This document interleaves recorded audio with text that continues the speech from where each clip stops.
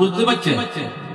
সঠিক আলেম আর সঠিক নয়, এই দুই কারণেই আমাদের এখন কি সমস্যা। আমরা ওই রাসূলের কথা, রাসূল যে সম্মান আমাদেরকে দিছে, আমরা এর থেকে শরীফ আমার সম্মান বাড়বো আমি যদি রাসূল সাল্লাল্লাহু আলাইহি সাল্লামকে রাসূল হিসেবে গ্রহণ করি। রাসূল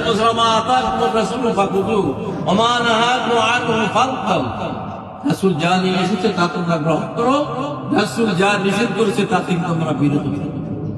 আমরা চেষ্টা করবো, আলেম ওলামারা তো আমাকে সাধারণ থেকে মানে গুনতে কি কয় আল্লাহ কয় আল্লাহ রাসূল অনেক গুনতে অনেক গুনতে।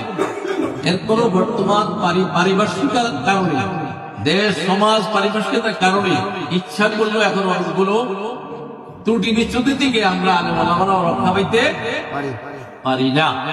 কঠিন কঠিন। এই জন্য ওলামারা কয় নদীর ভিতরে বাইন মাছ থাকে, বাইন মাছ কোথায় খায়? একটা নদীর নিম্ন তলায় খায়, ঠিক না? কিন্তু যখন সরাবেন দেখবেন এর গায়ে কোনো কি নেই। চেষ্টা করবেন, চেষ্টা করে আপনার সম্মান বাড়বো। এই জমিনের সবাই আপনাকে সম্মান করবে, আপনি চেষ্টা করবেন।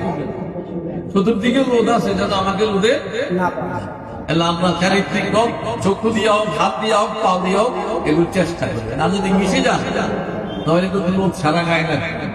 ঠিক আছে, আব্দুল মন্নান সাহেব কত আলে, আমি ওনার সামনে করি আমি কিসি মিশে আমার ওয়াইফের কাছে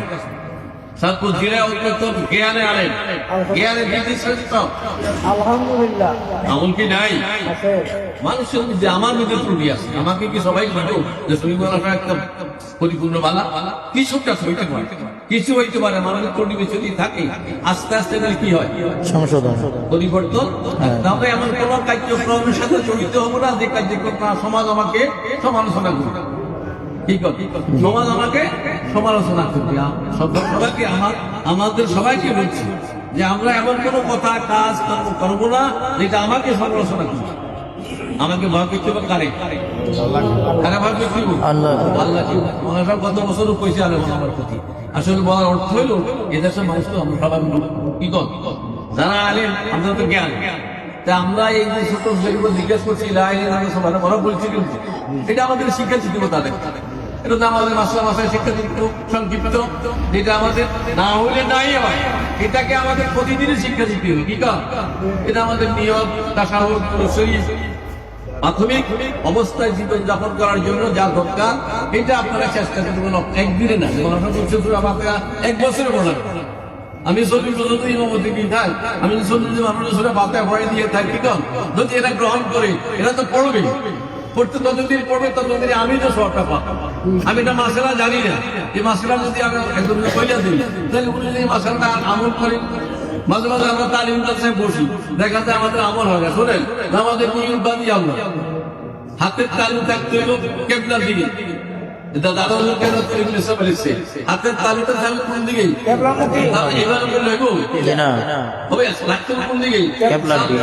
একটা হালকা টুকি থাকবে মাথাটা আঙুলের। আর বিদ্যার মুলটা দাদা হুজুর বলছেন বিদ্যার মুলটা কানের লগে লাগবে। ওই যে কথাটা আমরা সেটা যাই, সেটা যখন যাই কাপ বরাবর আমার বিদ্যাগুল রাখবো এবং হাতের কলিটা আমার দিকে থাকবে, ছোট হয়ে যাবে, ডাইন দিকে বাম দিকে যাবে না। কথাটা বুঝতে পারি?